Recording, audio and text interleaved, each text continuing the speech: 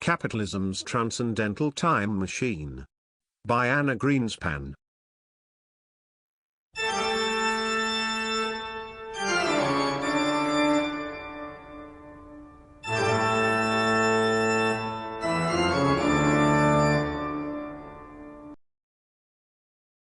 Chapter 2. Time in Modern Capitalism. Introduction. Time, in Kant and Capitalism. Quote.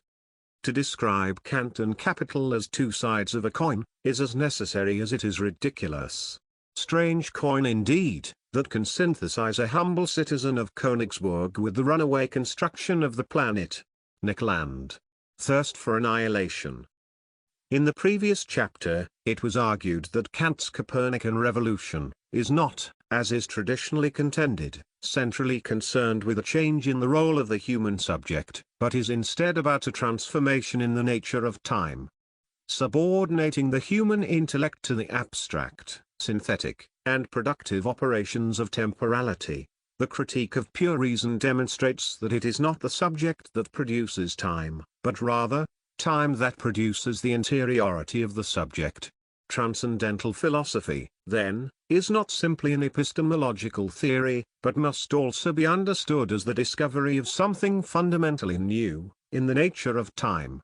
In the following chapter, we will see that at the dawn of capitalism, centuries before the writing of the first critique, history registers a change at the empirical level, in the culture and technology of time. Thus, we will find that the transformation of time in Kant's philosophical revolution is matched by an equally dramatic revolution in time, brought on by changes in technology, sociology, geography and economics. By bringing together these two revolutions, the chapter seeks to investigate links between the production of a capitalist time, and time as it is conceived of in transcendental philosophy. In order to do this most effectively, the chapter is composed of three sections, divided according to the following themes. 1. The technological development of the clock, and the emergence of a new form of time. 2. The synthetic nature of the capitalist temporal regime, with particular emphasis on Greenwich Mean Time, and on the equation time equals money. And 3. The problems and philosophical implications which inevitably arise, when one attempts to connect historical change with transcendental philosophy. In his book, History of the Hour, Clocks, and Modern Temporal Orders, Gerard Dom van Rossum writes that it is now considered to be textbook wisdom, that in the late Middle Ages, there occurred, in the culture of the West, a transformation in the apprehension of time. The most important instrument of this transformation was the invention and development of the mechanical clock. The impact of the clock, which Lewis Mumford has called the key machine of the modern industrial age, is impossible to overestimate. For, as we will see, the rapid growth and overwhelming influence of this new device attests to the fact that the clock was not merely an advance in timekeeping technology, but was also the expression of a more fundamental alteration in the nature of time itself. With the arrival of the mechanical clock there arose, for the first time in history, an abstract, secular, homogeneous, quantitative, and autonomous mode of time which was separate and distinct from the historical, astronomical, and qualitative time of the calendar.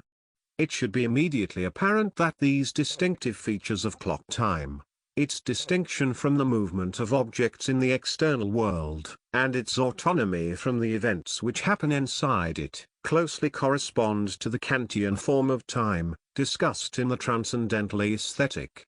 It would thus appear that the first great critical reversal, which revolutionizes the classical conception of temporality by conceiving of a time independent of change, is mirrored by transformations which occurred to the nature of time, under capitalism. The notion that Kantian thought is linked to developments in the technology of time, should come as no surprise. For, as we will see, the law which surrounds Kant's life and habits, suggests that, as an empirical subject, Kant was obsessed with the temporality of the clock. What this chapter seeks to maintain, is that the time which governed Kant's life seeped into his writings, and made a crucial impact on his philosophy. In assuming a link between Kant's life and his writings, The chapter seeks to propose that Kant discovered a new form of time, not by looking into the hidden recesses of the human soul, but through his sensitivity to the way time was functioning in the culture which surrounded him. It is not only the technology of the clock, however, which links Kantian thought to the production of capitalist time. For when seen through the perspective of transcendental philosophy, it becomes apparent that capitalist time establishes itself as a universal synthetic regime. This perspective is importantly different, but nevertheless compatible with, the analyses of capitalist temporality, that is traditionally maintained by the socio-historians of time. From Mumford to Marx, the story of the emergence of a modern industrial time, is implicitly structured through the dynamics of dialectical struggle. In a tale riddled with nostalgia and warnings, these thinkers lament the fact that in the modern period, the concrete, organic, and natural time of the calendar had been overwhelmed and dominated by the artificial time of the clock. Seen through the lens of the Kantian system, however, clocks and calendars no longer appear as the two sides of a battle. For, as we have seen, the critique of pure reason operates with a tripartite structure, which is capable of connecting apparent divisions through a process of abstract production. Replacing dialectics with the synthesized or electronic way of handling philosophy, transcendental thought configures the time of capitalism, not as the tyrannical rule of the clock, but rather as the establishment of a new regime of synthesis. Instead of subordinating the more natural time of the past, it sees capitalism as constituting an abstract plane of connection, which brings together the time of the clock, with the temporality of the calendar. This abstract connection is instantiated by Greenwich Mean Time, GMT, an artificial synthesis which acts as the universal standard of a globalized time. The establishment of GMT, with its synthesis of clocks and calendars, is further combined, under capitalism, with another crucial synthesis, most succinctly captured by the phrase, time equals money. This equation, which constitutes the basic formula of the capitalist system, involves, as we will see, not only a new and autonomous form of time, but also a transformation in the cultural and economic practices, which serve to constitute a particular temporal regime. It is precisely these transformations in the cultural economics of time and the practices which they make possible, which provide the primary conditions of existence for the capitalist social system. A certain confusion arises, however, with the recognition that the capitalist production of time could only have taken place within a particular historical context.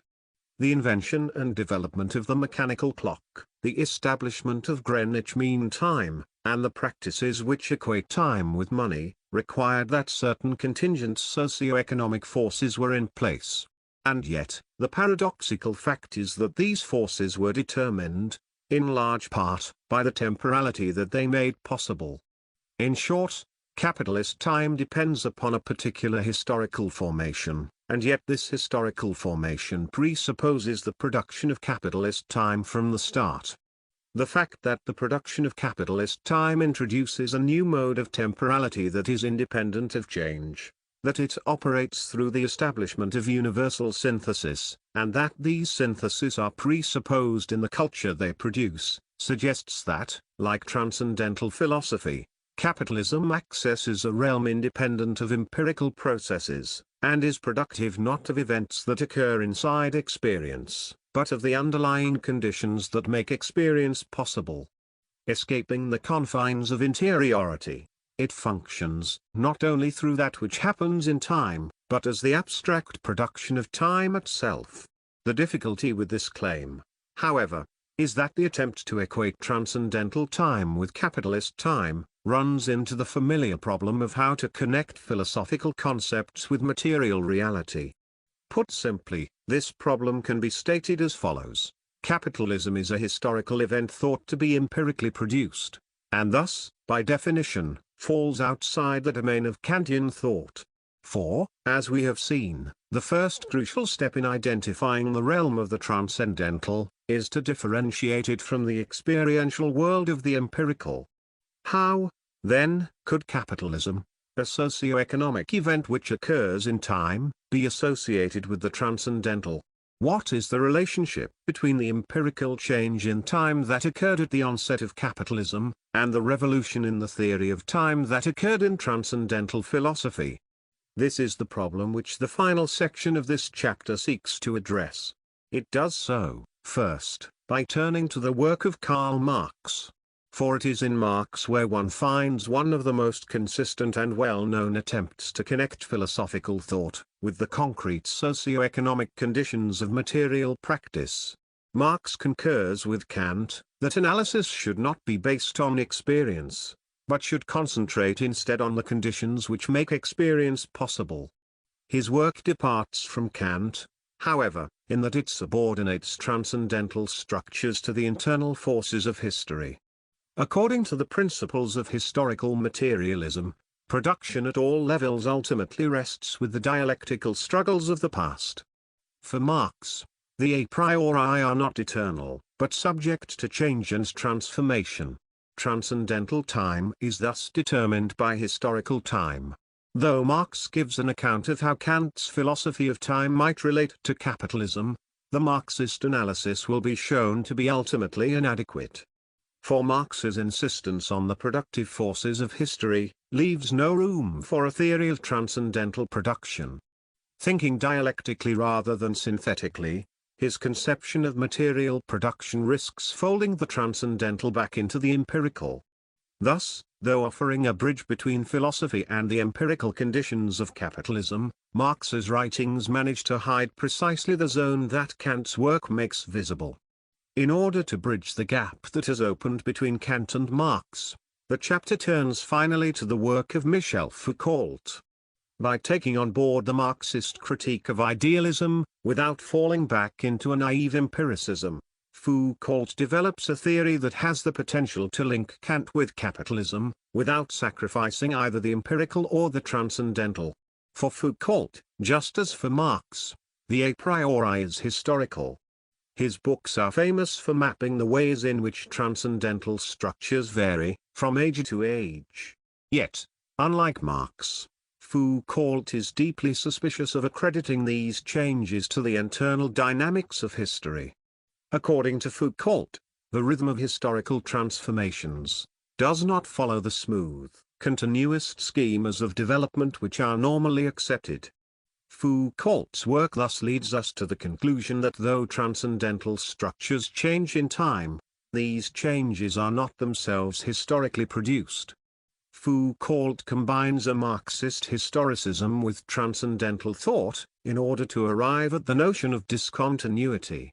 This often controversial concept is meant to signal the breaks in history, when, in the space of only a few years, an entire regime of power, which governs all that can be said and seen, is subject to a global modification. In Foucault's work, the continual passage of time is interrupted by sudden eruptions. The interiority of history is opened to forces from the outside. Thus, for Foucault, it is not that the transcendental can be reduced to history, but rather that history is punctuated by transcendental events.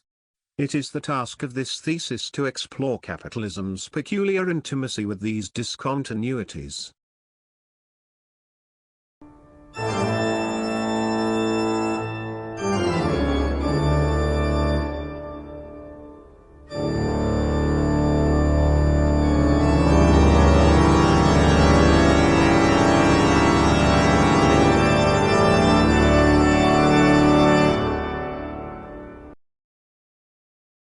Chapter 2.1 Clock Time. Throughout history, social revolutions have tended to be linked to calendric transformations. New leaders, whether religious or political, have often sought to inaugurate their reign through the introduction of a new calendar. For the calendar, as we will see, is closely tied to the specificity and individuation of a culture, and is therefore viewed, both by rulers and by revolutionary groups, as the means through which they can separate themselves both from their immediate past, and from their existing surroundings. Thus, calendric change has been seen by cultures as the first and most crucial step in establishing their autonomy and solidifying their traditions. The capitalist revolution, however, has ignored this tendency, for capitalism, as a social system, has a peculiar indifference, and therefore practical conservatism, to its calendric milieu. In its entire history, there has been but one successful attempt at calendric reform. This occurred in 1582, at the dawn of capitalism, when Pope Gregory XIII introduced modifications into the Julian calendar. The Gregorian reforms, however, were not intended as the installation of a new calendar, but rather as the modernization of an old one. Pope Gregory had no desire to challenge the culture of the existing calendar. He simply wanted an improvement in time-keeping accuracy. The Julian calendar was slowly coming out of sync with the seasons. In order to stop this slide, Pope Gregory XIII initiated a number of fairly modest changes. He decreed that the 4th of October would skip to the 15th of October, moved the beginning of the year from March 25 to January 1, and made a slight adjustment to the Julian leap year axiom. These reforms gave the Julian calendar an added degree of precision, while leaving all the essential elements, the eras, the numerals, the counting systems, and the festivities, unchanged. Under capitalism, the Gregorian calendar has spread throughout the planet and now appears as the dominant time registry of the global ecumenon, overcoding local calendars without serious challenge. This is a testament to an ultra-conservatism in capitalist time. For despite its globalized culture, capitalism operates with the calendar of the Holy Roman Empire. This almost parodic stability in calendrics is starkly contrasted by the remarkable changes that have happened to the technology of the clock. Capitalism's revolution in time thus combines an extreme conservatism on the side of the calendar, with an unprecedented social and technological runaway on the side of the clock. Socio-historians agree that the crucial turning point in the history of capitalist time occurred with the development of the mechanical clock. Though it has so far proved impossible to pinpoint the precise place, time and circumstance of this invention, most historians date the process, in Europe, to the late 13th or early 14th century. It is commonly agreed that the key to this technological breakthrough was a simple engineering device, known as the Virgin Foliot escapement. By regulating the speed and flow of a spoked wheel, this small metallic lever was able to internally generate a standardized beat, or pulse. This was undoubtedly a crucial step in making the clock a consistent and reliable device for keeping track of the time.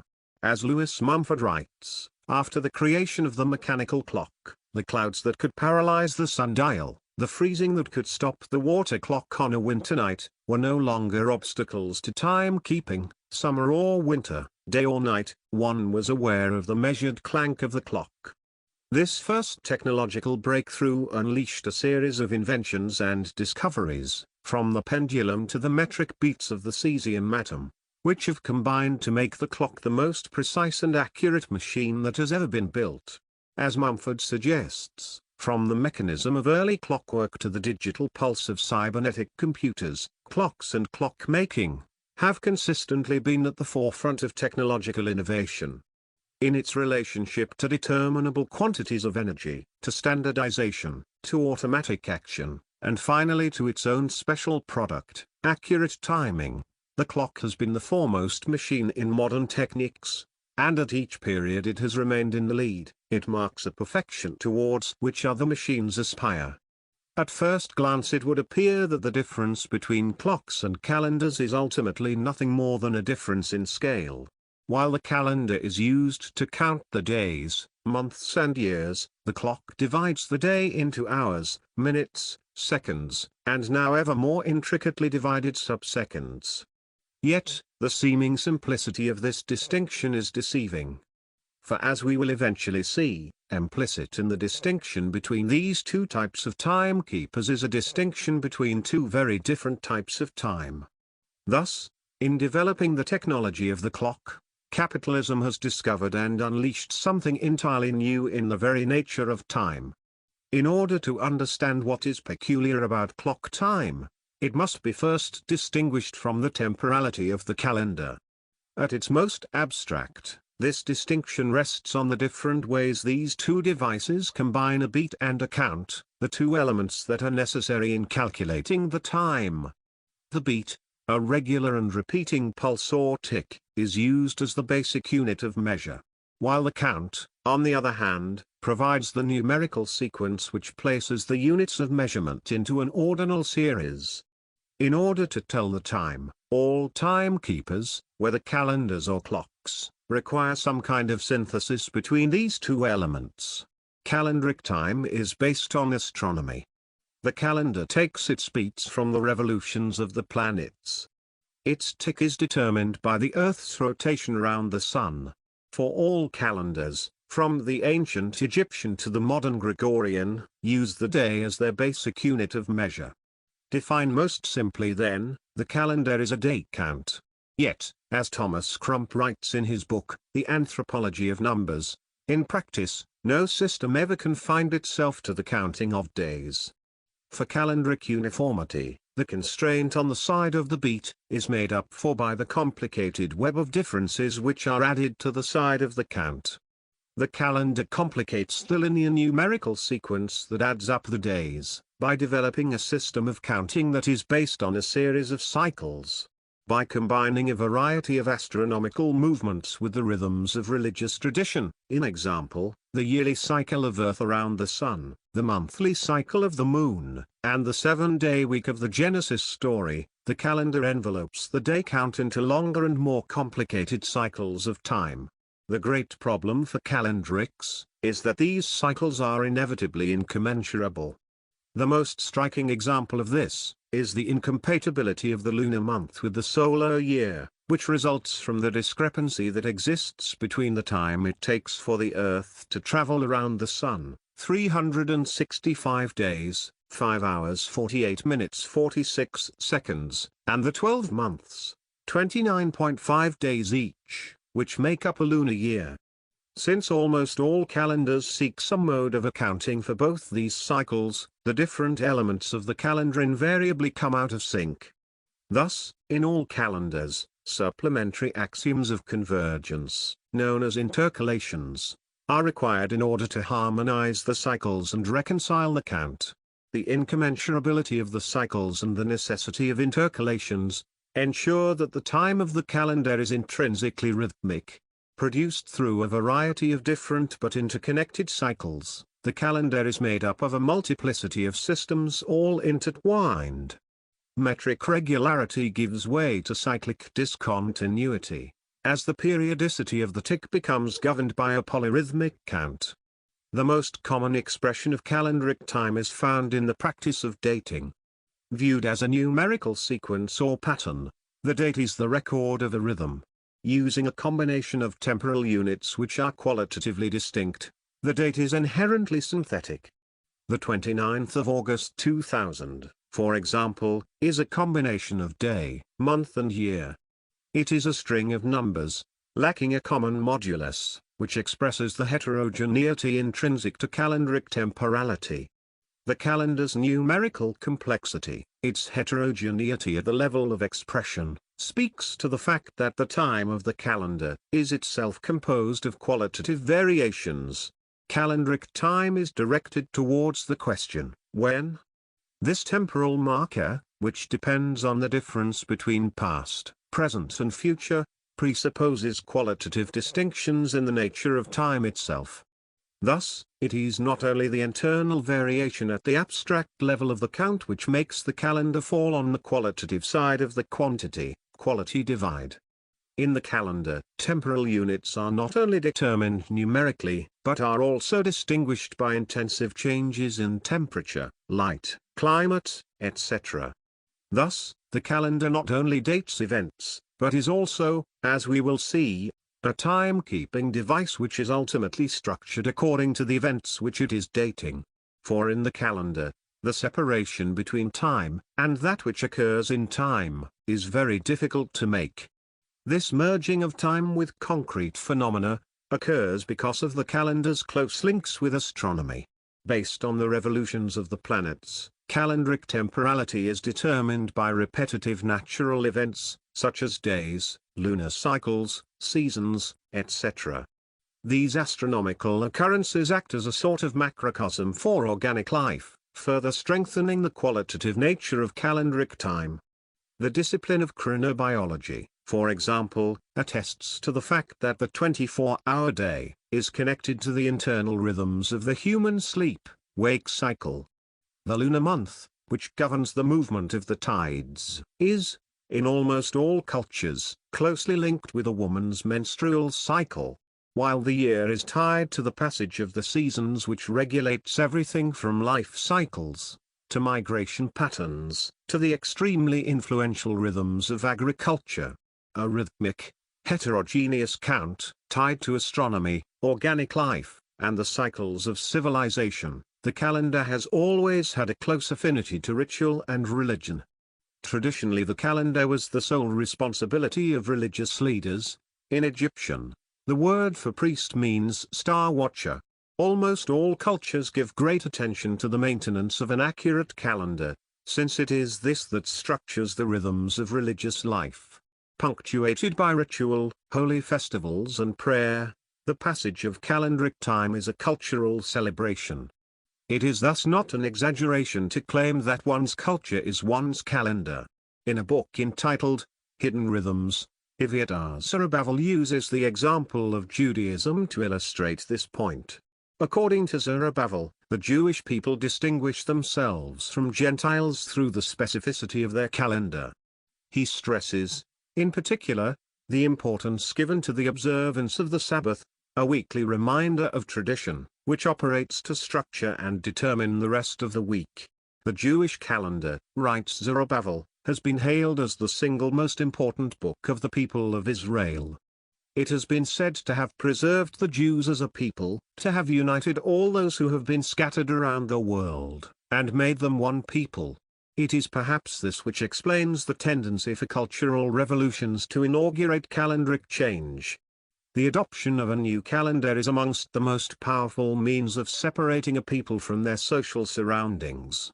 By celebrating different holy days and not sharing in the same festivities, a new calendar works to entrench cultural difference. Thus, Christianity distinguished itself from Judaism through the adoption of a lunisolar calendar, and by switching the Sabbath from Saturday to Sunday. Muhammad, operating with the same principle, replaced the lunisolar calendar that had prevailed in Arabia, with an entirely lunar calendar. He also made the Islamic day of rest fall on a Friday, thus distinguishing his followers from both the Christians and the Jews. Clock time, as we will see, can be differentiated from the calendar on a point-by-point basis. First, because clock time substitutes the calendric emphasis on the count by innovating on the side of ticks, or beats. Using cardinal rather than ordinal numbers, the clock does not count time, it measures it. The clock is by its nature indifferent to astronomy. It can, as is the case with the sundial, use the rotations of the planets as its mode of measure, but its tendency has been to find the tick of time elsewhere. Following a line through metallurgy and onto geology, the clock extracts the beat away from astronomical movement. For as D.S. Lands writes in his book, Revolution in Time, Clocks and the Making of the Modern World, to the physicist, any stable oscillation is a clock. The clock, then, is a machine which either engineers its own tick, as is the case with the mechanical clock, or it incorporates one from the outside into its own internal mechanism, as is the case with clocks which run on the pulse of the quartz crystal. Thus, unlike the calendar in which a vast distance separates the count from the beat, clocks have assimilated natural time into the machine. Secondly, clock time is metric rather than rhythmic. There are no intertwining cycles or irregular beats in the constant ticking of a clock. Unlike in a calendar, in which each date has a specificity of its own, clock time is homogeneous. August 21, 1998, for example, is a sign attributed to a particular historical year, the year the presidency was rocked by scandal, 2 years away from the millennium, etc., allied with a specific season, summer, allocated to a particular time at that season, towards the end, and linked to designated day of the week, Friday. Yet, while calendric units are constrained by the qualitative aspects of the time which they are meant to designate, the units of clock time are based on arbitrary divisions which are purely conventional. There results in a strong tendency of the clock to autonomize the time from any events outside its own mechanism. Unlike the calendar, clock time does not date events, but determines the length of time they take. It replaces the internal variation and complicated system of counting, with a metric and homogeneous measure. Extracted from history and stripped of ceremony, ritual and religion, the regular beat of the clock is allied with quantity, rather than quality. It is an abstract and formalized time, indifferent to the events which it measures. For the majority of history, the clock has been subordinated to the calendar. Until the invention of the mechanical escapement, clocks insofar as they existed, as sundials, water clocks and sand glasses, operated within the confines of the calendar. Using variable hours which were determined by the length of the day and fluctuated with the seasons, the time of the clock had little or no autonomy. Though it was used for certain civil functions, in comparison to the calendar, the clock was a trivial device. Thus, in focusing on the technological development of the clock, capitalism has actualized a distinction in time which had, until the capitalist regime, existed solely as a virtuality. In effecting a technological change that made clock time ever more independent from the calendar, capitalism not only invented new type of time-keeping device, it also discovered new type of time. Academics' lives, Deleuze is quoted as saying, are seldom interesting. Days are invariably filled with some mixture of reading, writing, and lecturing, and unless this routine is punctuated by some surprising or dramatic event, biographical details rarely hold much importance. In the case of Immanuel Kant, however, the situation is somewhat different. For the legends surrounding Kant's life suggest that he performed the monotonous routine of his academic schedule with such extreme regularity and precision, that one cannot fail to become absorbed in the meticulous, almost psychotic timing, of his day-to-day existence. In an essay entitled, The Last Days of Immanuel Kant, Thomas de Quincey combines historical fact with fictional flair to describe this existence, in detail. Kant's day, according to de Quincey, began precisely at 5 minutes before 5 o'clock, winter or summer, when Lamp, Kant's footman, who had formerly served in the army, marched into his master's room with the air of a sentinel on duty, and cried aloud in a military tone, "Mr. Professor, the time is come." Upon hearing this pronouncement, Kant rose immediately and, as the clock struck 5, he was seated at the breakfast table. In accordance with his passion for order and love for architectonic symmetry, Kant, so the story goes, adopted a routine reminiscent of the tables that structure the first Critique. His daily schedule was divided into 3 parts of 8 hours each, the first dedicated to work, the second to leisure, and the third to sleep. The first part, the working day, was brought to a close when, at precisely 3/4 before 1, he arose from his chair and called aloud to his cook, "It has struck 3/4." Kant then closed up his office and proceeded to lunch. After the meal at 3:30 p.m., almost halfway into the section of the day reserved for leisure, Kant would go on his daily walk. He was greeted, according to legend, by the citizens of Königsberg, who would look out their windows, wave to the professor, and set their watches by his movements. Thus, when Heine compares Kant to the great clock of the cathedral, he is not speaking metaphorically. For if the stories are even partially true, the extremity of Kant's punctuality was such that his very activities functioned to tell the time. As an empirical subject, then, Kant was deeply influenced by the clock. Historically, he was writing in a period in which these timekeepers had already achieved a certain amount of ubiquity, and were well on their way of establishing themselves as the key device in timekeeping technology. A year before the publication of the first Critique, clocks made the first step in supplanting astronomy as the ultimate chronometric reference, when in 1780, Geneva first started to use mean time, in preference to solar time. Kant lived in a world in which clocks had long since been introduced to urban centers, and it is undoubtedly the case, as is clear from Hein's analogy, that central to the town of Königsburg was a public timepiece. Moreover, the law which surrounds Kant's life suggests that some form of clock, or watch, adorned every room of his home and study. Yet, while it is clear that clock time was a crucial factor in Kant's life, the impact it had on his writings remains uncertain. There is a strong tendency, especially in the discipline of philosophy, to separate a thinker's life from his work.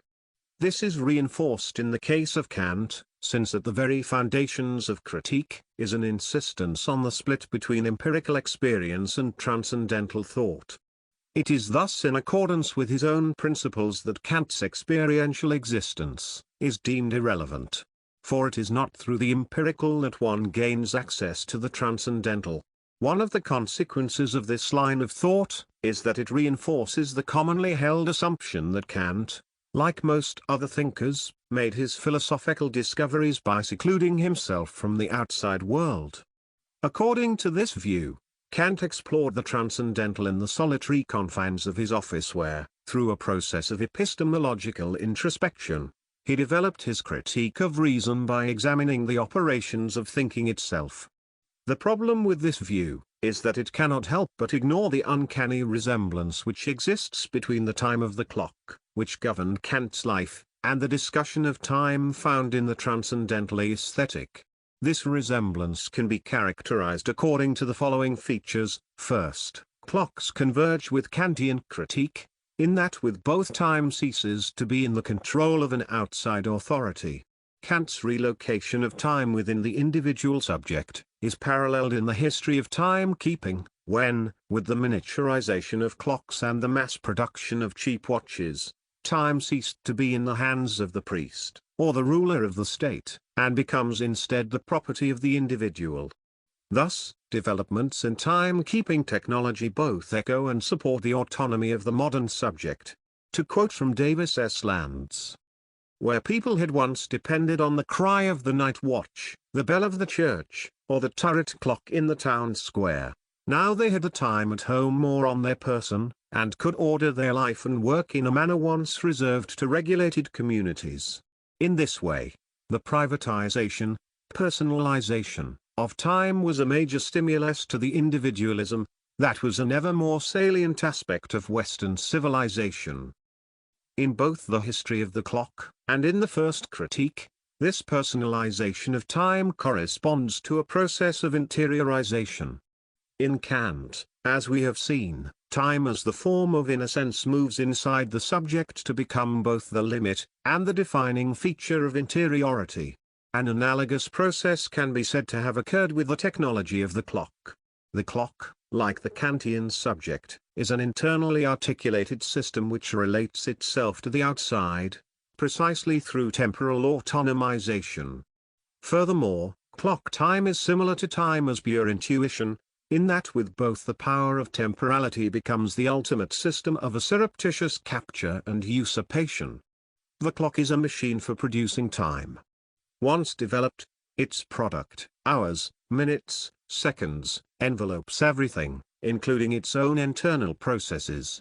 Even those objects and events of the external world, that had once been used to mark the time, in example, the rotation of the planets, are now given precise and accurate measurement by the ticking of the clock. The final and most important point of convergence, however, is that both clock time and time as a pure intuition revolutionizes the classical conception of time, by liberating temporality from the events which happen inside it. In creating a purely quantitative time, distinct from astronomy, clocks developed a mode of temporality which ceases to be determined by the objects of the external world. In this way, the autonomy of clock technology parallels the Kantian distinction between a formalized structure of time, and the changes which occur inside it. Thus, in paying relatively little attention to the calendar as a timekeeping system, in order to concentrate instead on the new technology of the clock, the production of capitalist time converges with Kantian system, inaugurating a revolution, not in time, but of time, which substitutes a transformation in time-marking conventions for a much more fundamental shift in the nature of time itself.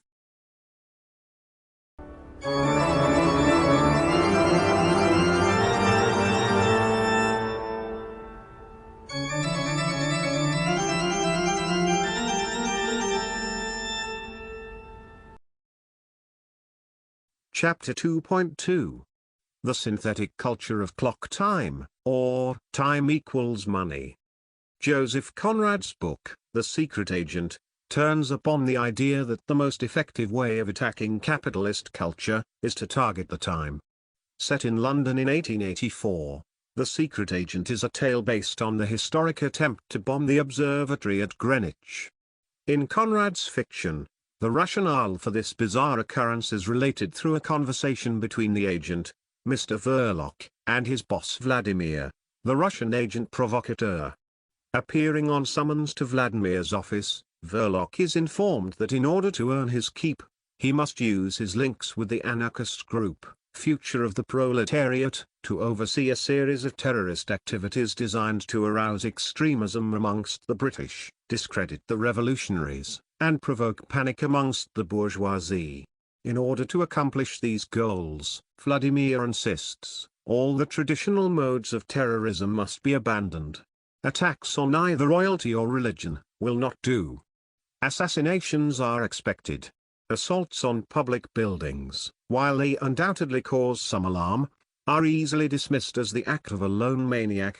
A bomb in the National Gallery would, Vladimir concedes, make some noise, but not amongst the right people. To hit at the heart of the bourgeoisie, Verloc is instructed, one must strike against the true fetish of the hour, science and learning. It would be really telling, says his boss, gloating in the persuasiveness of his own logic, if one could throw a bomb into pure mathematics. Though this is unfortunately impossible, Vladimir contents himself with the next best thing. What do you think, he asks, of having a go at astronomy? By the end of the meeting, it is clear that in order for Verloc to stay on the payroll, he must stage an attack on Greenwich. Go for the first meridian, Vladimir demands as he pushes the disgruntled, but acquiescing, Verloc out of the room. Conrad's book sets out to ridicule the cruel and baseless inanity of this unsuccessful gesture. His is a story of the perversion of politics, the evil of ideology, emotional betrayal and personal grief. And yet, the notion that Marxist revolutionaries should attack the prime meridian, is not as absurd as it first appears. Though the bombing of Greenwich is perhaps ill-advised, the thinking behind it is sound. For, as we will see, there are few things as central to capitalism, as Greenwich Mean Time. The observatory at Greenwich made its initial impact in the mid-18th century, when the clockmaker John Harrison devised a solution to what had come to be known as the longitude problem. Up until this point, ocean travelers had only one coordinate with which to determine their location. The means of judging one's latitude, which depends on natural signs, such as temperature and planetary positions, had been known for thousands of years. The much more arbitrary task of determining one's longitude, on the other hand, was, to quote from Davos Obel's best-selling book on the subject, a dilemma which stumped the wisest minds of the world for the better part of human history. In 1714, the British Parliament sought to resolve this dilemma by offering a prize equal to a king's ransom, for a practicable and useful means of determining longitude. What followed was a struggle that pitted the tradition of astronomy against the emerging technology of the clock. Since longitude is a fusion of space and time, the solution to the problem could come from one of two ways, either through the perfection of lunar charts, or through the development of a timekeeper that would handle the extreme conditions of ocean travel. John Harrison defied the astronomers at Greenwich who favored the lunar method, and devoted his life to producing a clock which could keep the time at sea. In 1759, Harrison's work came to fruition with the completion of H4, the timekeeper that ultimately won the longitude prize. Harrison's marine chronometer was, undoubtedly, one of the most influential machines ever built.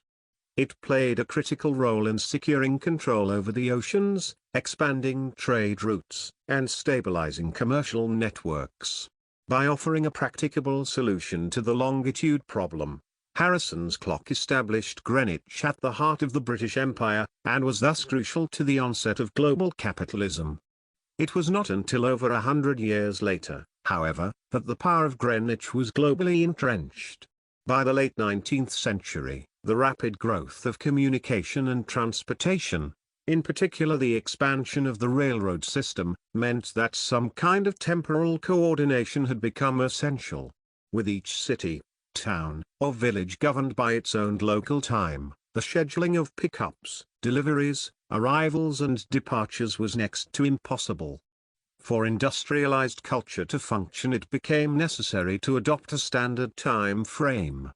The idea of dividing the world into 24 time zones, 15 degrees of longitude wide and 1 hour apart, was initially devised to coordinate North American railway traffic. The installation of this plan, however, demanded that world time be synchronized on a zero point. This occurred in 1884 at the International Meridian Conference, held in Washington, D.C. Here it was agreed that the prime meridian would be the one passing through the center of the transit instrument, at the observatory at Greenwich. Mapped at 00 degrees, 00 minutes, and 00 seconds, Greenwich thus became the official center of time and space. Still today, Greenwich is the keeper of the stroke of midnight. It marks the beginning of the universal day for all the world, and defines the east-west position of everywhere else on the planet. Greenwich time even extends into outer space. Astronomers use GMT to time predictions and observations, except that they call it universal time, or UT, in their celestial calendars. The history of Greenwich, then, is central to the emergence of a capitalist production of globalized time. Beginning with a battle which pits astronomers against engineers, it tells the story of a transition into a new age, in which the entrenched power of the Star Watchers gives way to remarkable feats in engineering, technological innovation, and a continuous upward curve of industrial development. From the discovery of longitude to the standardization of time, Greenwich, as the center of capitalist time, appears to neglect the calendar, in order to celebrate instead the manifest triumph of the clock. History of the clock. It is common amongst sociologists and historians of time, to trace the culture of the clock back to the monastic tradition of the Middle Ages.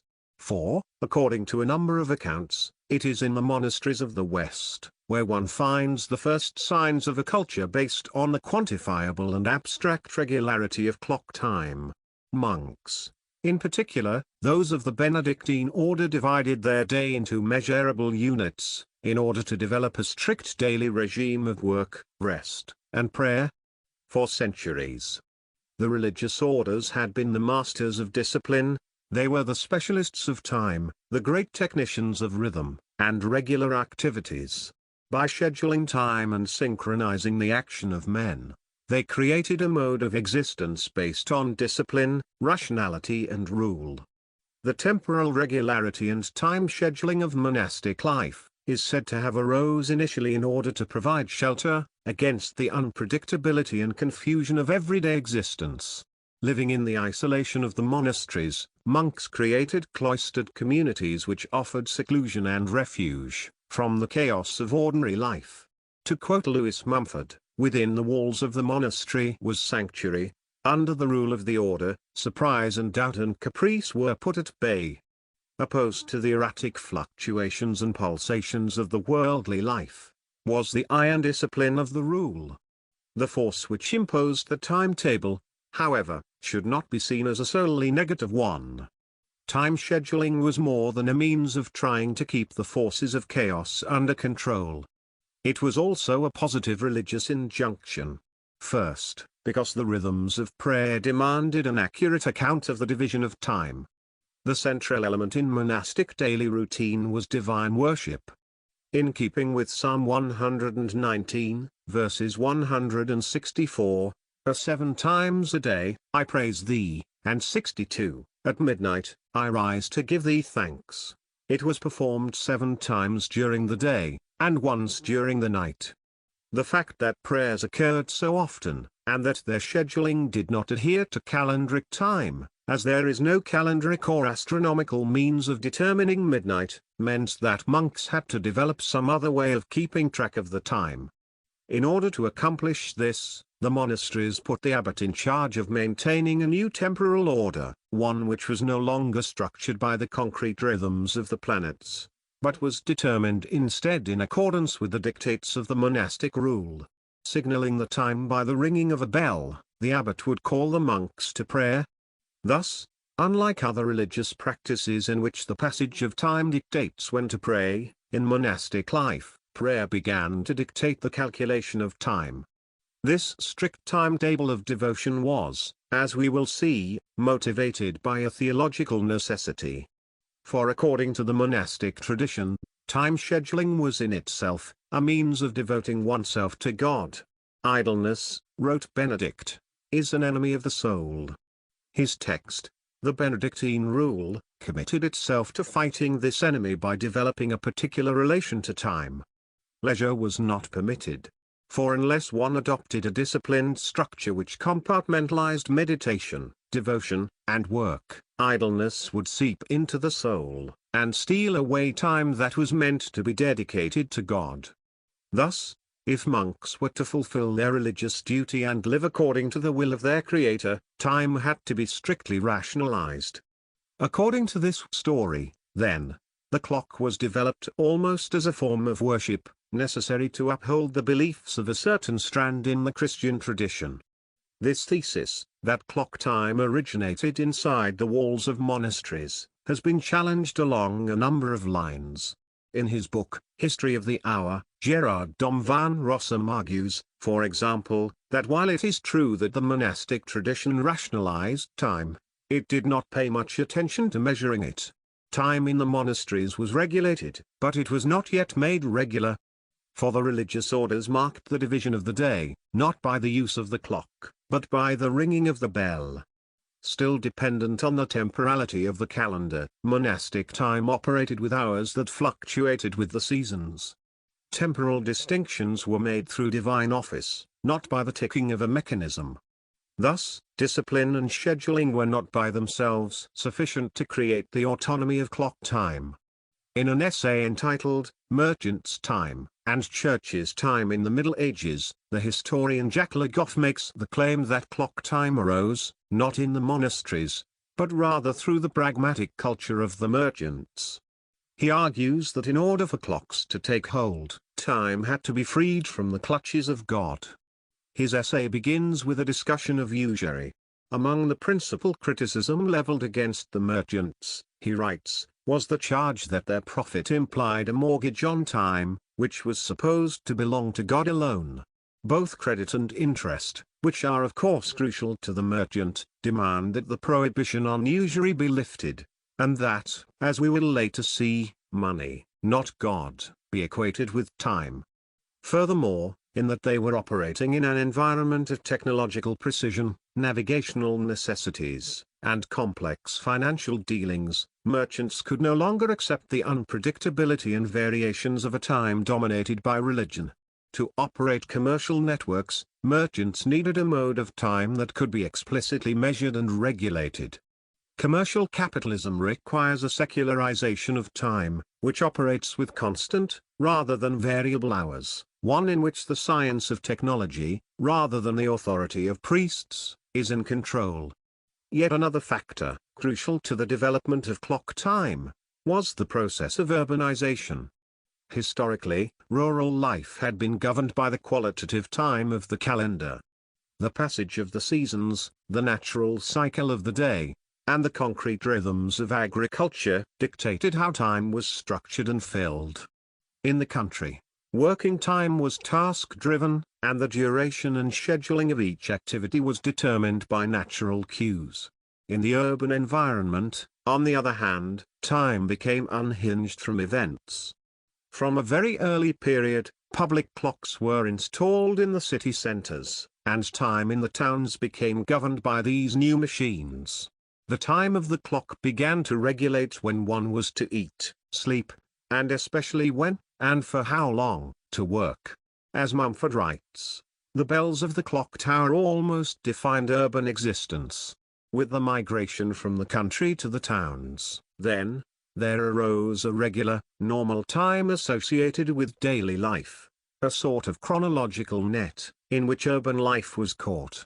All three of these cultural forces crucial to the development of the clock: the discipline of monastic life, the secular world of merchant capital, and the growth of industrialized urban centers, have also been strongly linked to the development of capitalist culture. It has been argued, for example, most influentially by Weber and Mumford, that the structure and discipline of the monastic tradition was a crucial precursor to modern industrial society. Operating with the same model as modern factories, monasteries, writes Mumford, were crucial in helping to give human enterprise the regular collective beat and rhythm of the machine. Having built a society based on order, rationalism and rules, the influence of these religious communities is such that, according to Mumford, the Benedictines, the great working order, can be seen as the original founders of modern capitalism. In much the same way, merchant capital is often viewed as the prototype of the capitalist system. There are of course crucial distinctions between merchant capital, which is restricted to circulation, and industrial capitalism, which extends capitalist relations into the sphere of production. Nevertheless, merchant capital laid down the grid of socially decoded, or commercially rationalized interchange, within which industrial capitalism could develop. Finally, the ongoing process of urbanization, particularly because of its relation to the abstraction of labor, has also been seen as fundamental in the transition to the capitalist mode of production. The move away from the country stripped people of their concrete roles. No longer coded according to particular tasks or positions, the peasant, the farmer, the baker, vast portions of the population became defined purely as quantities of abstract labor power.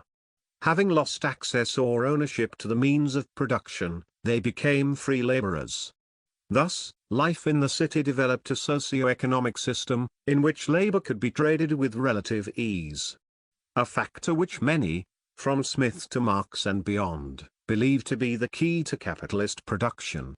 Thus, the proto-industrial discipline of monasticism, the rationalism of accountancy and credit practiced by the merchants and the large and fluid labor markets, that arose through the process of urbanization, are all considered key, both in the history of the clock, and in the history of capitalism.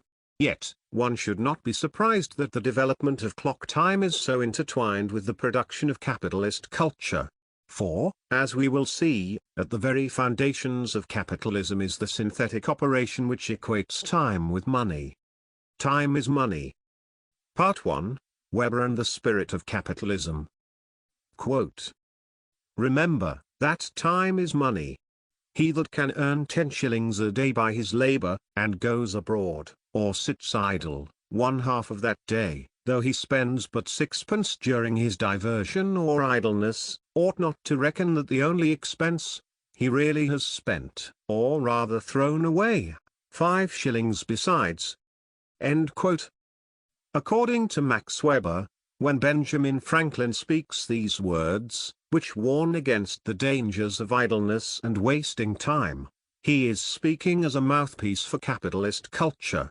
His words are the embodiment of the Protestant ethic, an ethic, which Weber has famously argued, is the characteristic feature of the spirit of capitalism.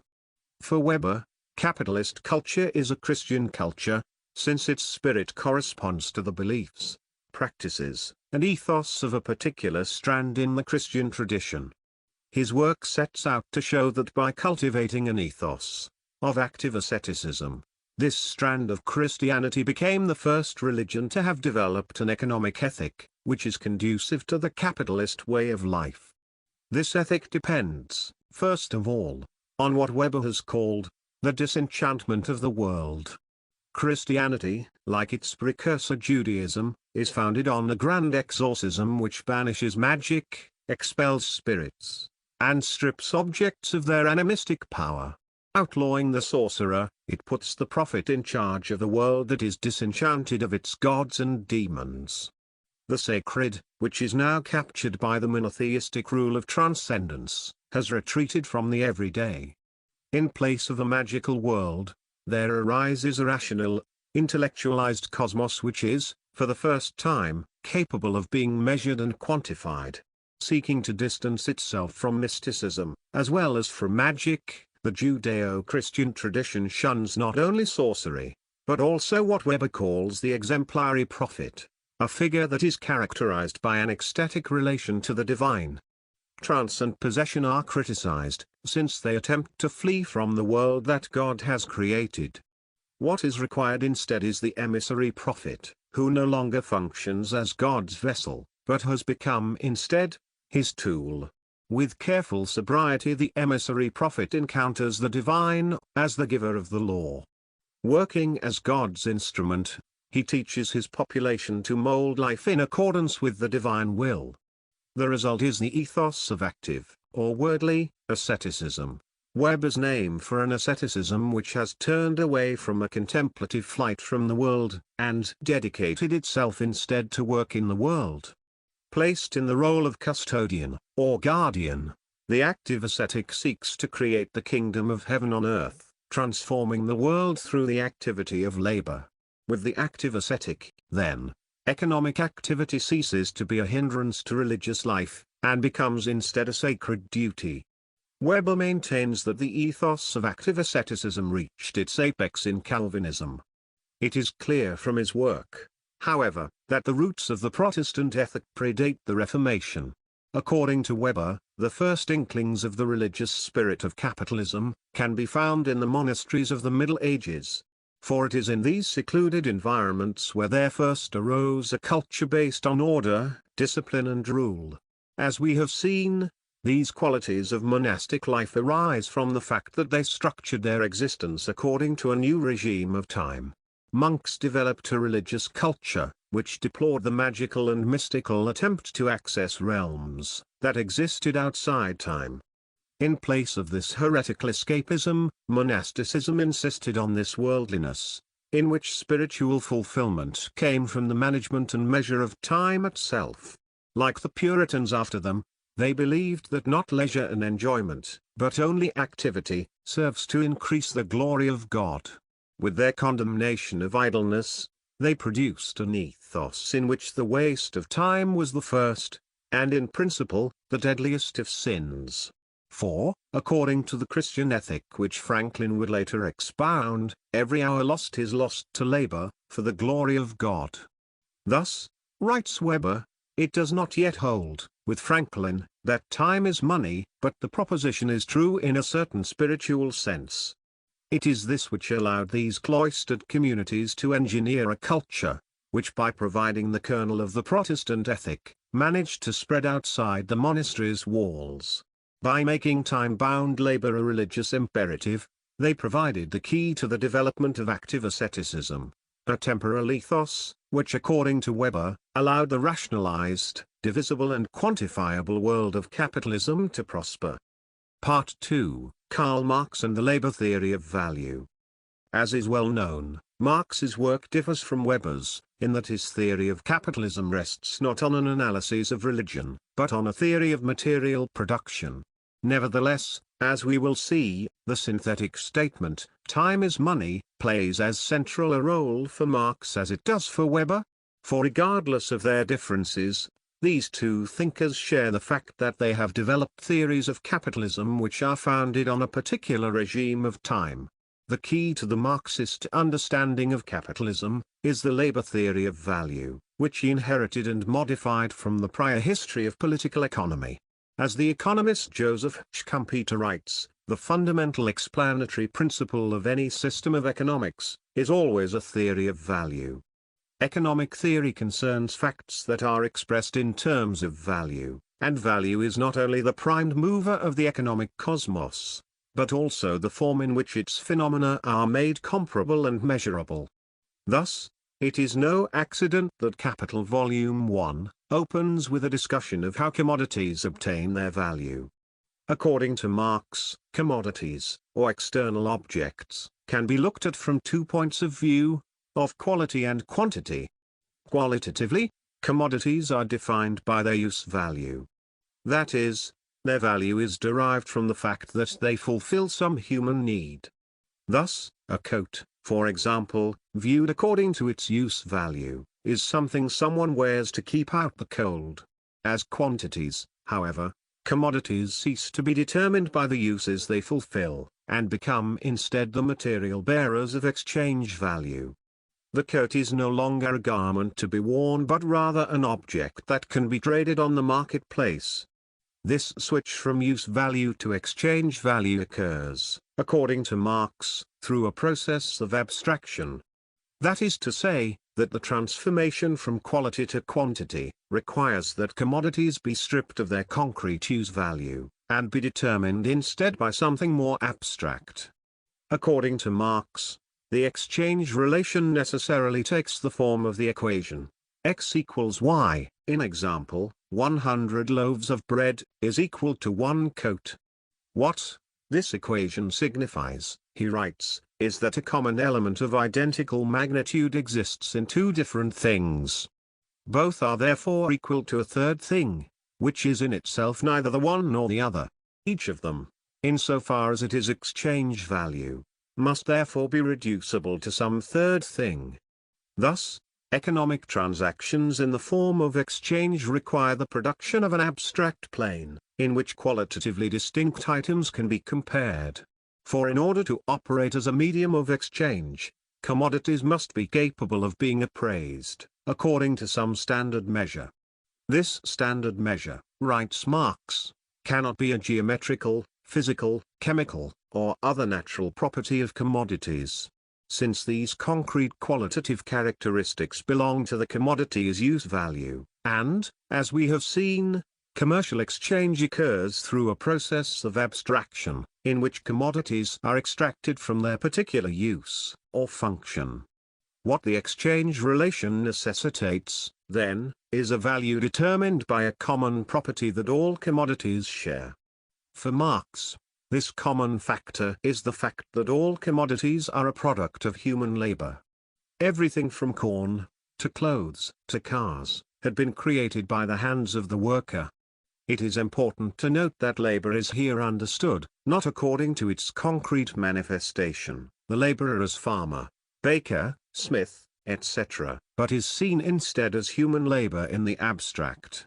Thus, Marx concurs with the conclusion of modern political economy, from Adam Smith, that the value of commodities are determined by the quantity of abstract labor, which their production requires, posing the question as to how this abstract quantity, that is, the amount of labor contained in each item of exchange, is to be determined. The labor theory of value had answered, through aggregate labor time.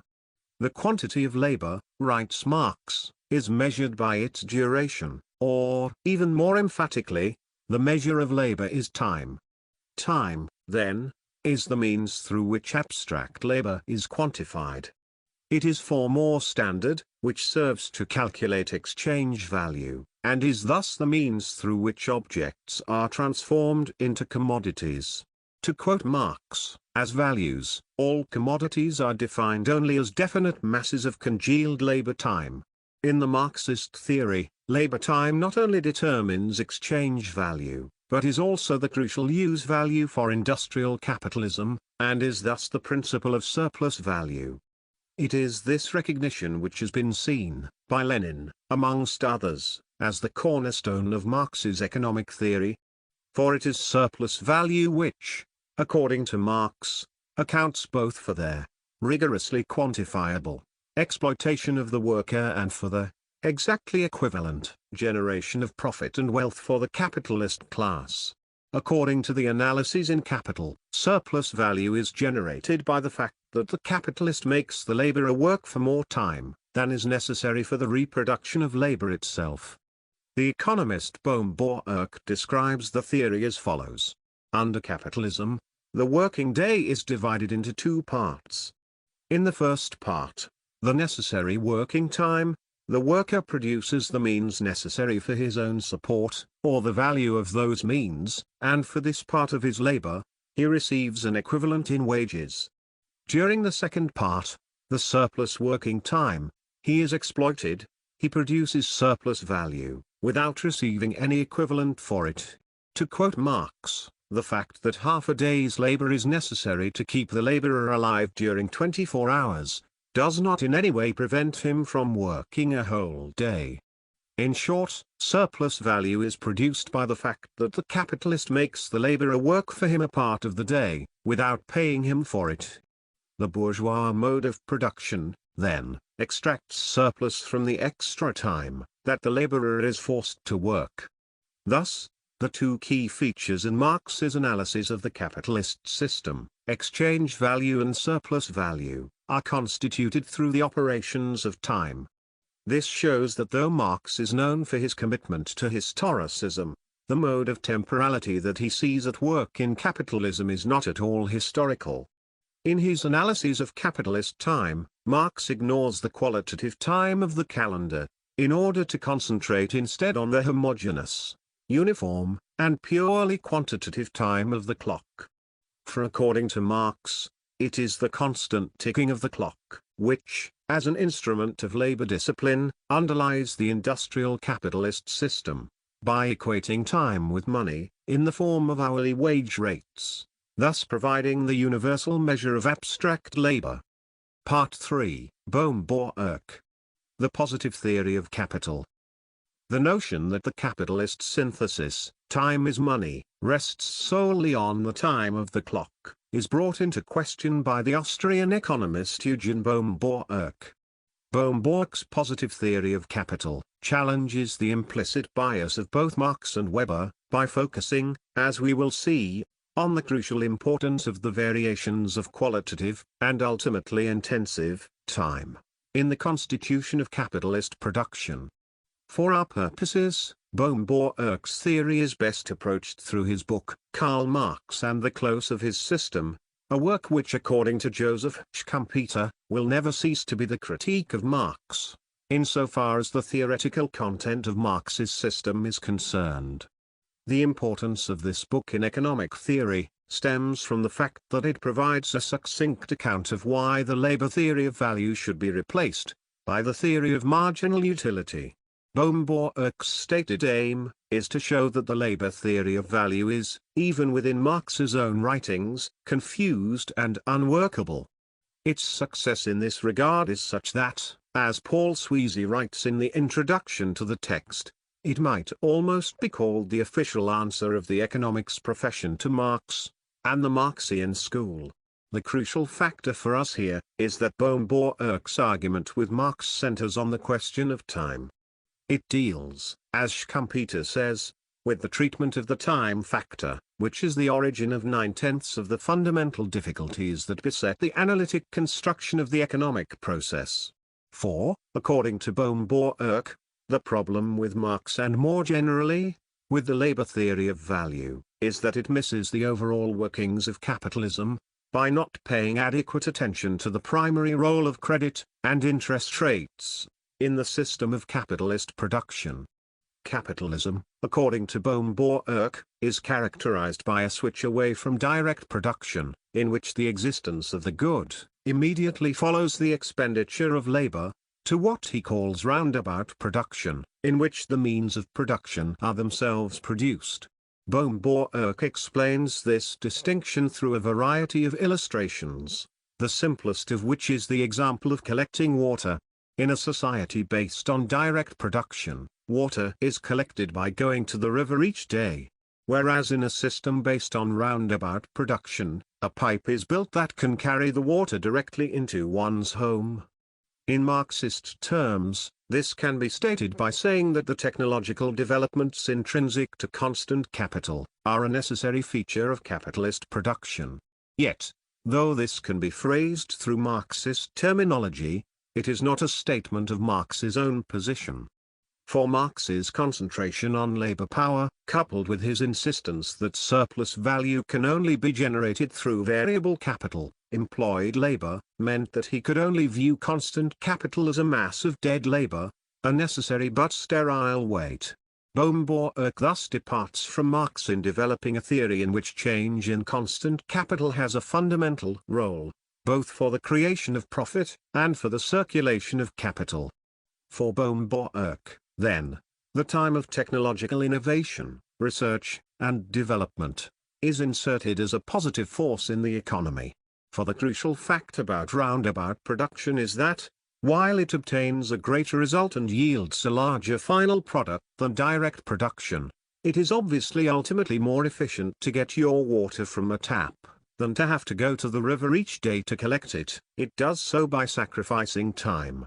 Roundabout production is time-consuming. The roundabout ways of capital, writes Bohm-Bourke, are fruitful but long. They procure us more, or better consumption of goods, but only at a later period of time. This is one of the ground pillars of the theory of capital. In this loss of time which is, as a rule, bound up with the capitalist process, he continues, lies the sole ground of that much talked of, and much deplored dependence, of laborer on capitalist. The capitalist, as bearer of risk, mobilizes labor, through credit, on the prospects of future production potentials, not merely that of immediate extraction of surplus value. Joseph Schumpeter explains the theory as follows: workers and landlords live on what their means of production produce. They do not, however, live on what they are at any given time engaged in producing. Their current output is, of course, not yet ripe for consumption, but on products that have been produced at some previous time. To furnish this store of means of subsistence is the function of the capitalists. Workers and landlords can be said then, to live, always and everywhere, on advances made to them by the capitalists. End quote. This, however, is only one side of the equation. Bohm-Bourke's analysis insists that credit is always coupled with interest. For it is by means of interest that capitalism is able to profit on the sacrifice of time, inherent in its mode of production. Bohm-Bourke's positive theory of capital, then, rests on twin forces of time, in which the temporal delay of roundabout production is compensated by the phenomenon of interest. The great synthesis of these two elements, this disengagement and combination of time, and added returns, alone makes possible a consistent theory of the role of time in production. Interest, the practice of charging money for time, is founded, according to Bohm-Bourke, on the qualitative difference between present and future.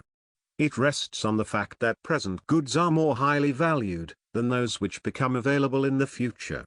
That is, one is, in general, willing to pay more for something which is available now, than for the same product which will only be available at some future date. There is then, in short, a difference in value between present and future commodities. Interest is simply the price expression of this difference. Thus, whereas the labor theory of value shows how time works as a force in the construction of the laborer, and constitution of the working day, for Bohm-Bourke, time is itself a positive economic force. Rather than the relation between time and money being mediated by labor time, the situation is closer to the reverse, since industrial capitalism itself develops within the context of prospective production, industrial revolutions, or technological innovations, which are anticipated by interest rates, the cost of credit. For Bohm-Bourke, then, it is the intensive difference between present and future, a difference which is irreducible to the time measured by clock, which ultimately accounts for the capitalist equation of time with money. In the previous section, it was argued that the split between calendars and clocks corresponds to an abstract distinction in the nature of time itself.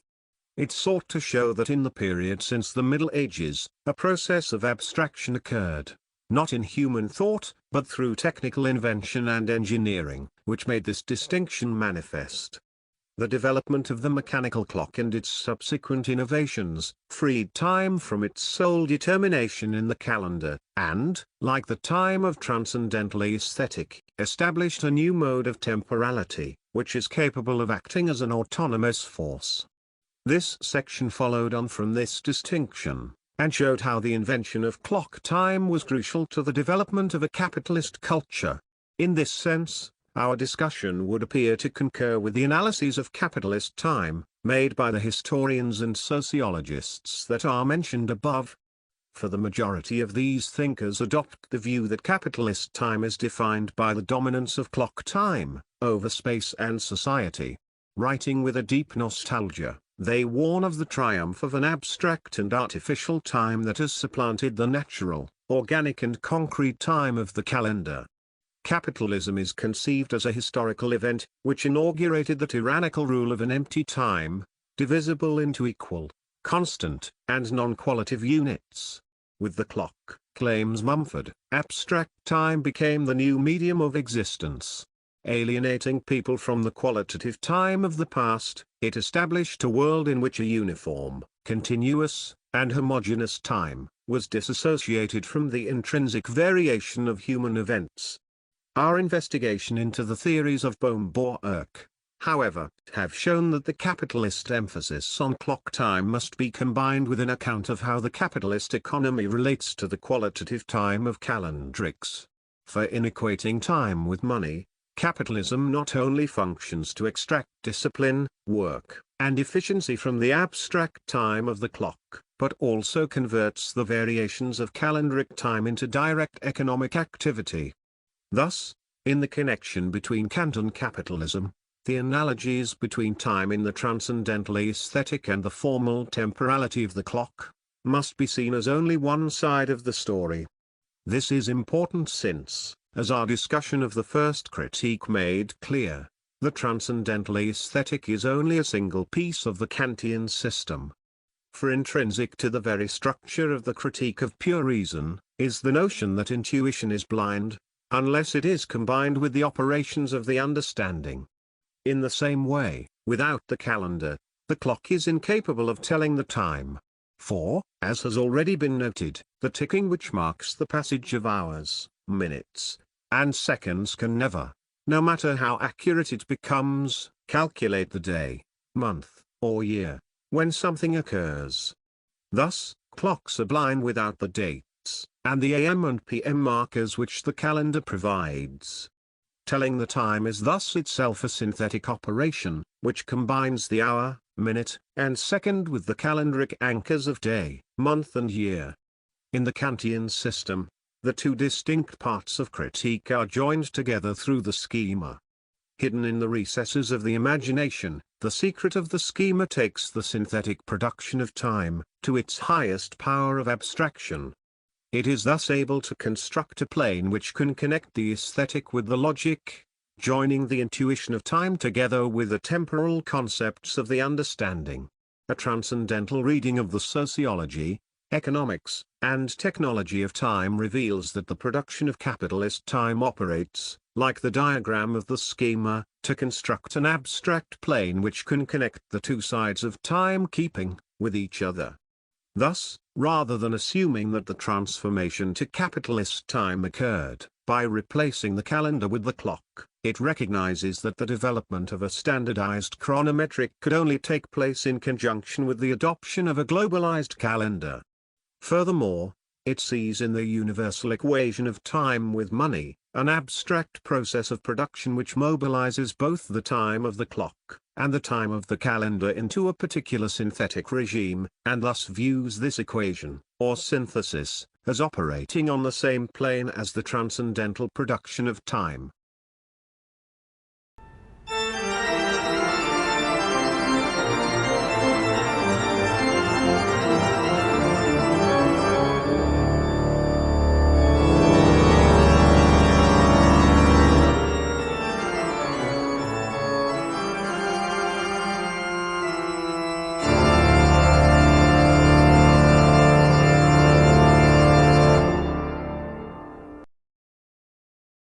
Chapter 2.3 History and the Transcendental. This chapter has sought to demonstrate how elements in the transcendental structure of time can be mapped onto the temporal regime of capitalism. The aim in concentrating on this correspondence was not to reduce the transcendental to the status of the empirical, but rather to uncover evidence of transcendental synthesis in the sociological, economic, and technical formations of the empirical world. The claim, then, is not that Kant's writings are the result of the historical experience of capitalist time. For Kant's critical work, and his discovery of the transcendental production of time, depends, as we have seen, not on an exploration of experience, but of the underlying conditions which make experience possible. What this chapter seeks to maintain, however, is that these abstract, synthetic conditions which underlie experience, are not restricted, as Kant believed, to the eternal, inner workings of the human subject, but are also found in the technical and cultural machines that have developed within the history of capitalism. In an attempt to unravel this assertion, the following section turns to the work of Karl Marx and Michel Foucault, two thinkers who maintain that what appear as the universal structures of the transcendental, are in fact subject to change and transformation. That is, according to both Marx and Foucault, the a priori is itself historical.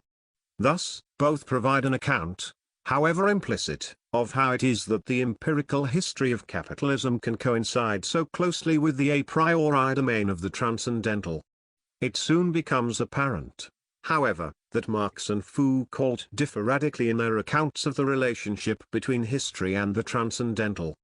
Their theoretical positions follow along two very different lines.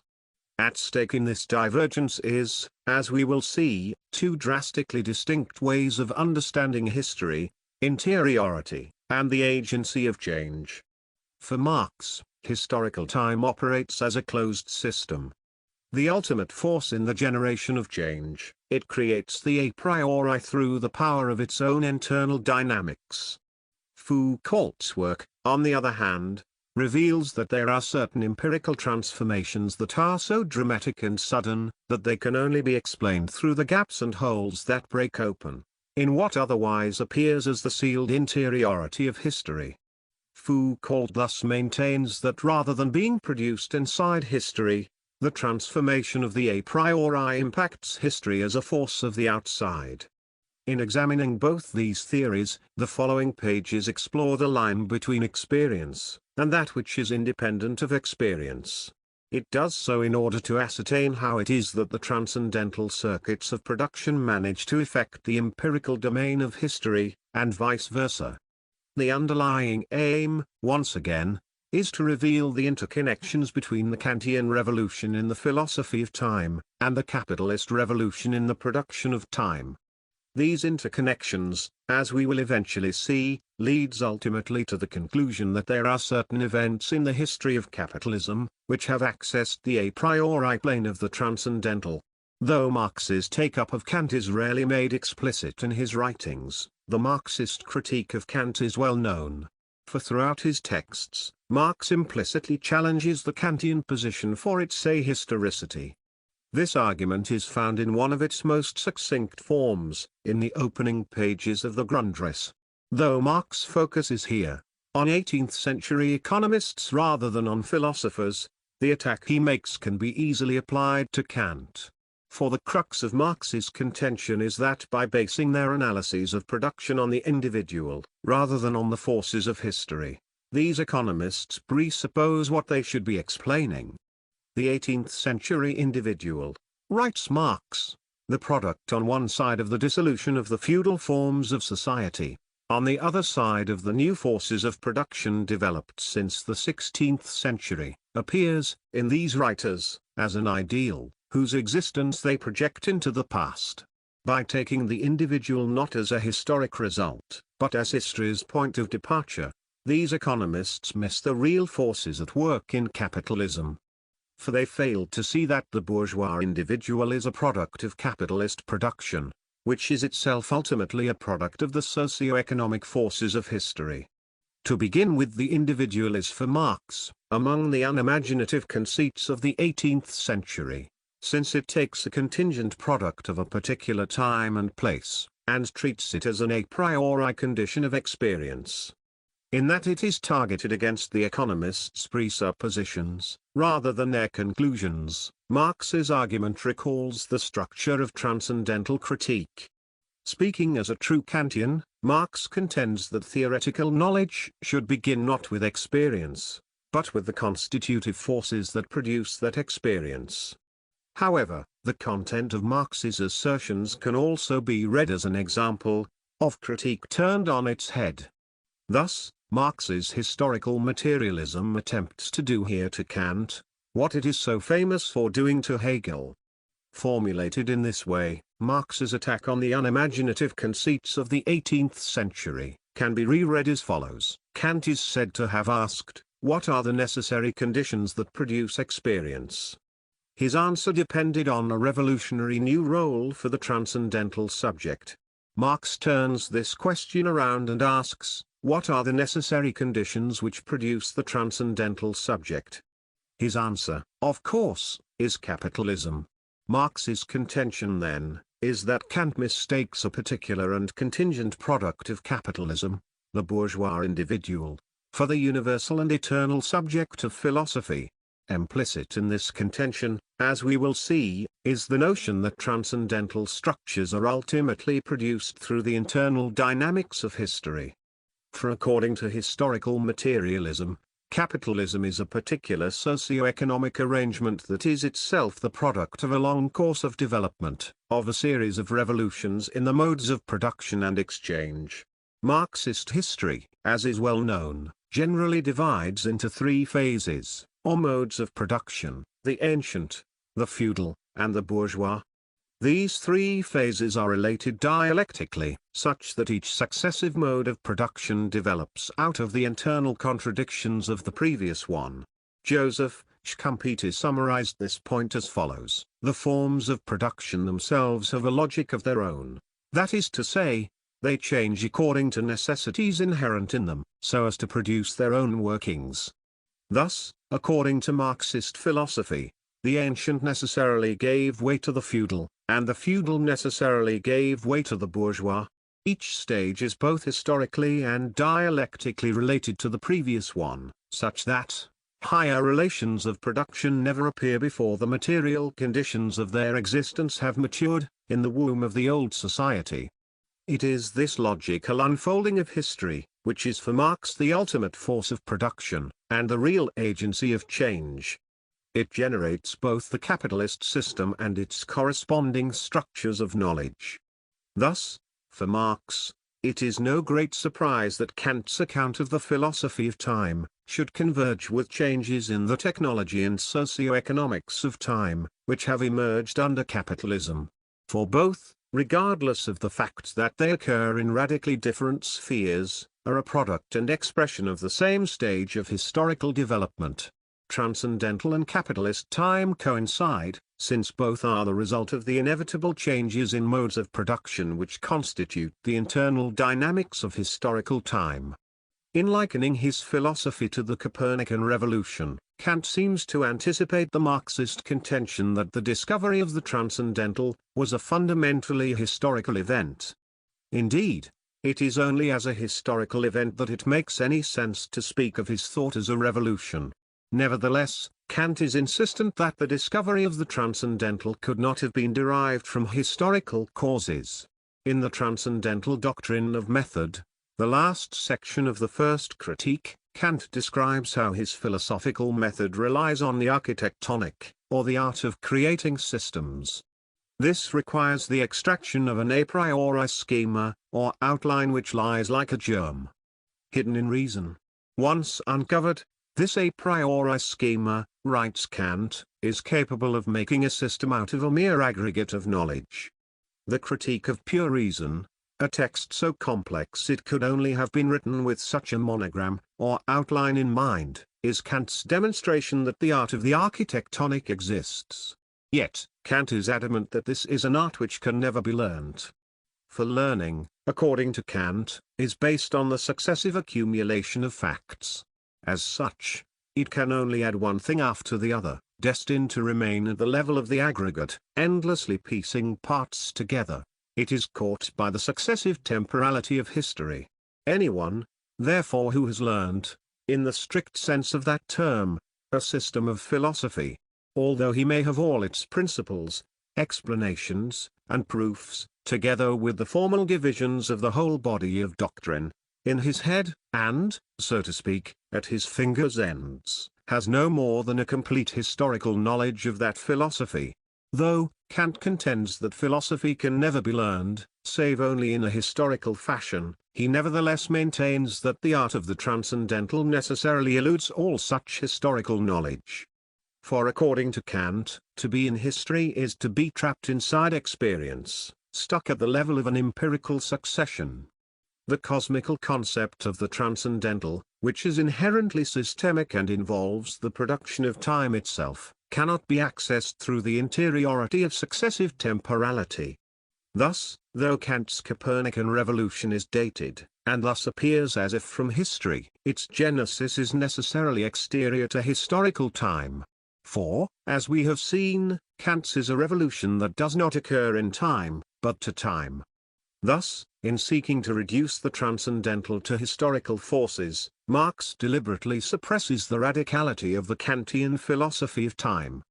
By enveloping everything within the closed system of historical development, and asserting that the a priori are ultimately a product of the a posteriori, he leaves no room for a theory of transcendental production. Moreover, in maintaining that transcendental time is determined by historical time, it can be argued, in a Spinozistic sense, that Marx fails to take heed of his own materialism. Though he seeks to reformulate Hegelian idealism by sticking to the real ground of history, his commitment to dialectics requires that temporal transformations are overcoded with the transcendent logic of historical time, whose own production can never be explained. That is to say that Marx's historical, evolutionary, or developmental philosophy, which focuses on the processes of production as they occur in time, cannot also account for the production of time itself. For an analysis that is at once more transcendental, and more materialist, we turn now to the work of Michel Foucault. Foucault's work concentrates on the workings of power, in order to map shifts in historical regimes. Power, in Foucault, serves as a diagram for the underlying forces governing everything from what people believe, to how bodies move, to the way in which objects are produced. Thus, by investigating the transformations in different regimes of power, he focuses especially the shift from the classical to the disciplinary regime. Foucault arrives at a theory of discontinuities, which itself underlies the rigidity of a priori structures. According to Foucault, in the disciplinary regime, power has ceased to be in the hands of the despot. Rather than a privilege one might possess, power begins to operate as a network of relations, its dispositions, maneuvers, tactics, techniques and functionings, circulating everywhere within the social field. No longer the type of force which lashes out from above, the microphysics of disciplinary power inserts itself directly into the body, subtly articulating its motions, posture, and rhythms. In this new economy, power is productive rather than repressive. It must be conceived not as a property, but as a strategy. Such a power, writes Foucault, has to qualify, measure, appraise and hierarchize, rather than display itself in its murderous splendor. Foucault introduces this new regime in the first few pages of Discipline and Punish, through an examination of a prisoner's timetable. Thus, we find amongst the first signs of the transformation of power, a rationalization, scheduling, and control of time. Foucault's work traces this new form of control as it spreads from prisons, to factories, to schools. To quote from an exemplary passage. In the elementary schools, the division of time became increasingly minute. In the early 19th century, the following timetable was suggested for the école mutuelles, or mutual improvement of schools: 8:45, entrance of the monitor; 8:52, the monitor's summons; 8:56, entrance of the children and prayer; 9, the children go to their benches; 9:04, the first slate; 9:08, end of dictation; 9:12, second slate, etc. End quote. Foucault insists, however, that this maniacal ordering of time was only the first step in the new economy of power. As the disciplinary regime unfolded, monastic asceticism was replaced by a more constructive force. Quote, "The principle that underlay the timetable in its traditional form was essentially negative. It was the principle of non-idlence. It was forbidden to waste time, which was counted by God, and paid for by men. Discipline, on the other hand, arranges a positive economy. It poses the principle of a theoretically ever-growing use of time. Exhaustion rather than use." End quote. Thus, the role of time became crucial, not only for scheduling the day's activities, but also for a sort of internal articulation of the body. In the correct use of the body, which makes possible a correct use of time, nothing must remain idle or useless. Everything must be called upon to form the support of the act required.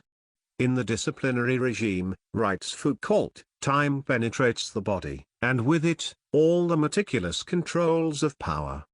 This is the world of Taylorism, chronometric efficiency, and time and motion studies. World in which the bodies of soldiers, schoolchildren, and most especially workers, are subject to a sort of anatomo-chronological schema of behavior.